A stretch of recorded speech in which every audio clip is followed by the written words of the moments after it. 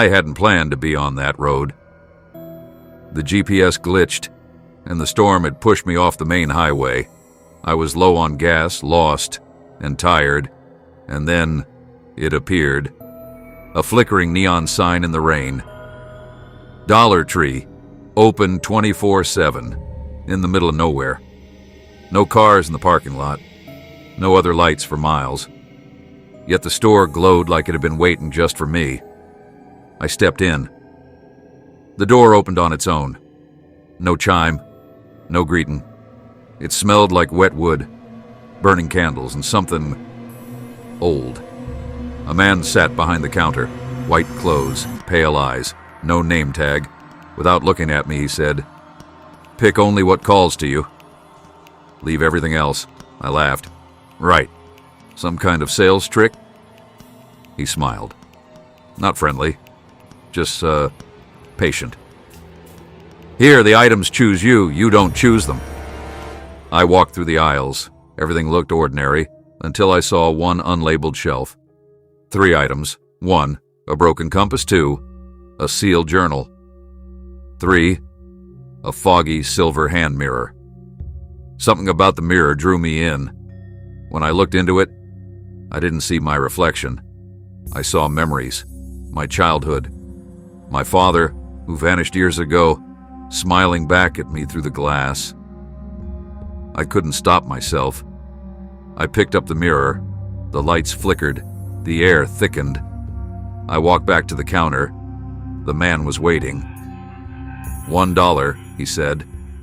But when he printed the receipt, the price didn't say $1. It said 0000000.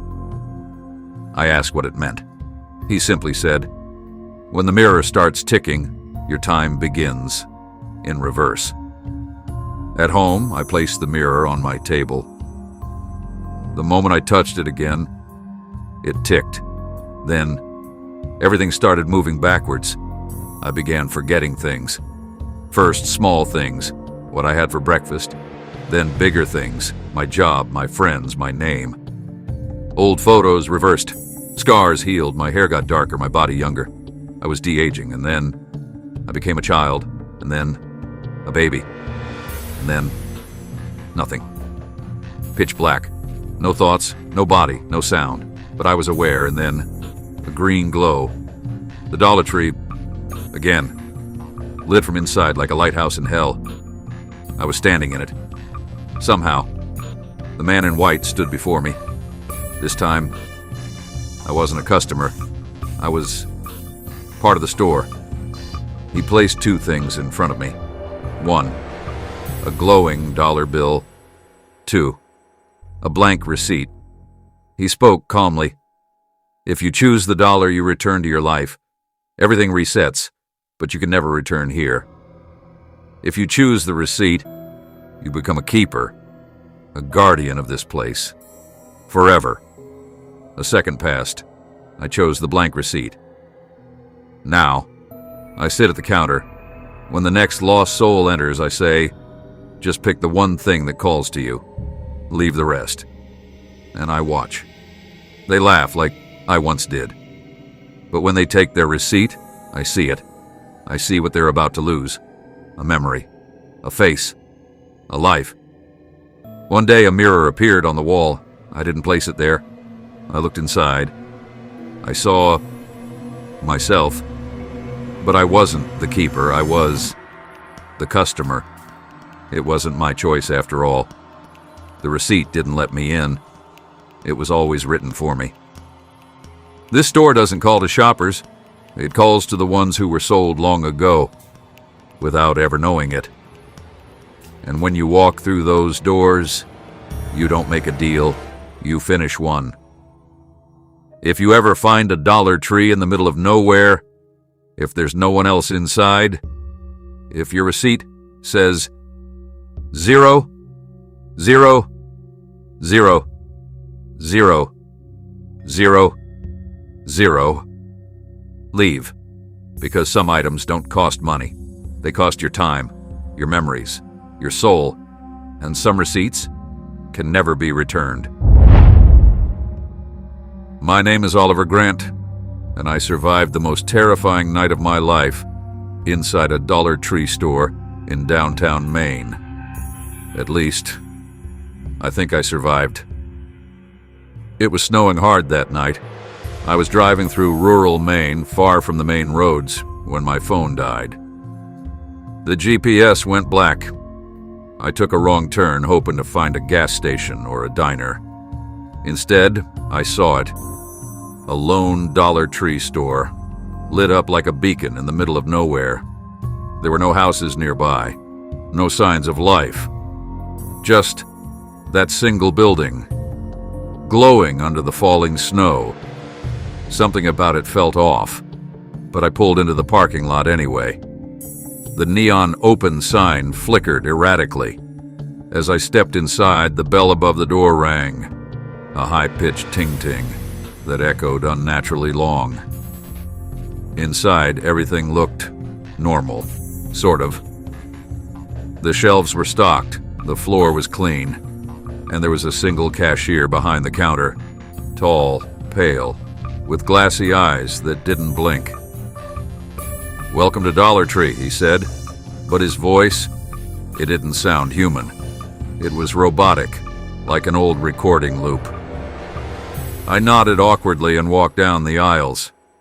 That's when I noticed the signs above each aisle. They weren't normal. Things you lost, things you shouldn't touch, things that belonged to others. I laughed nervously. Maybe it was some kind of dark marketing gimmick. But then, I saw something that made my blood run cold. There it was, on a dusty shelf under Things You Lost. My wristwatch, not just any watch. The exact one I'd lost on a subway in New York a year ago. Same scratches, same initials carved on the back. Oh gee, I picked it up. Suddenly, a girl appeared at the end of the aisle, small, pale. Her eyes were hollow and her clothes were torn and dirty. She stared at me and whispered, "Don't touch what isn't yours."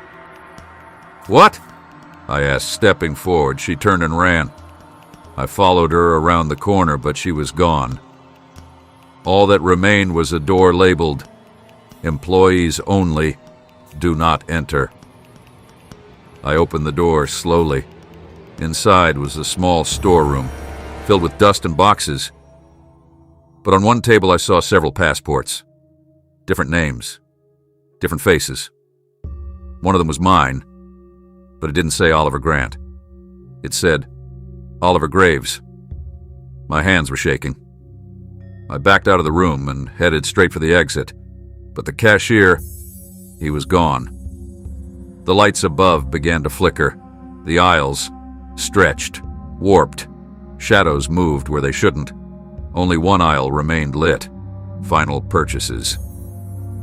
I walked down the aisle. On each shelf were personal objects, my childhood photos, a toy I stole from my brother, my old broken phone. Every item was a piece of me. I reached for a photograph. As soon as I touched it, the ground shook. Lights exploded, the speakers crackled with a distorted voice. "Payment accepted. Transition begins." Then, darkness. When I opened my eyes, I was standing behind the counter in a cashier's uniform. The store looked normal again. Bright, clean, silent. The neon open sign flickered at the door, and then it opened. A man stepped inside, confused, shivering from the cold. I smiled. My mouth moved on its own. "Welcome to Dollar Tree." Epilogue. Never enter. They say cursed places exist in between moments, in between thoughts, between roads. This Dollar Tree is one of them. No one knows how it got there, or why. But if you ever find yourself on a back road, lost in the snow, and you see a store glowing in the dark where it shouldn't be, don't go inside, because the last cashier is waiting to be replaced, and the next one might be you.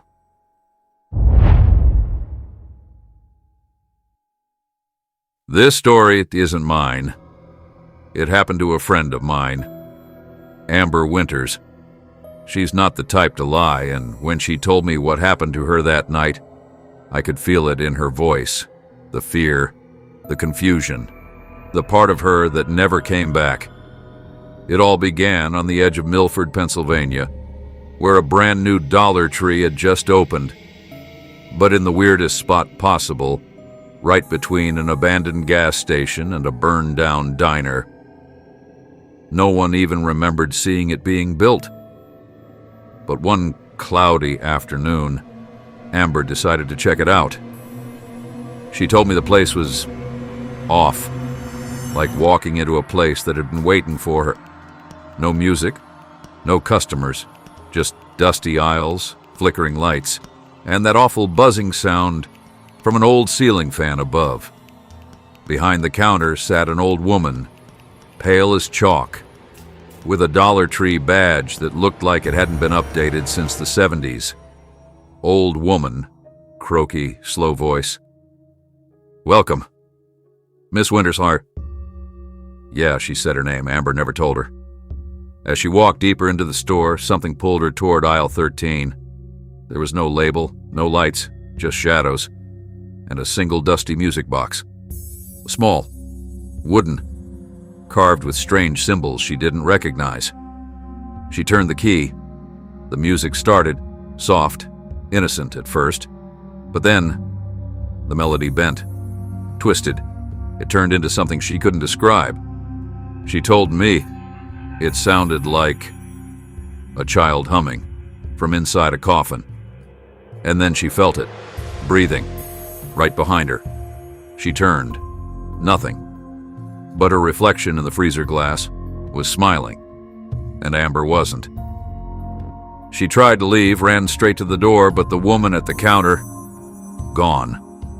Lights began flickering. Shelves shifted like they were alive. And over the speakers, a voice whispered, "One soul is never enough."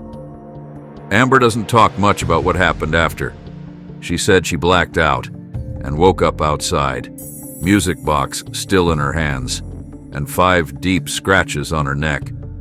She moved away a week later, never shopped at a Dollar Tree again. And the weirdest part? That store, it's not there anymore. Not closed, gone, like it was never built. So if you ever see a store standing where nothing should be, off a road you don't remember driving, don't go inside. Even if everything's just $1, you don't know what you're really paying.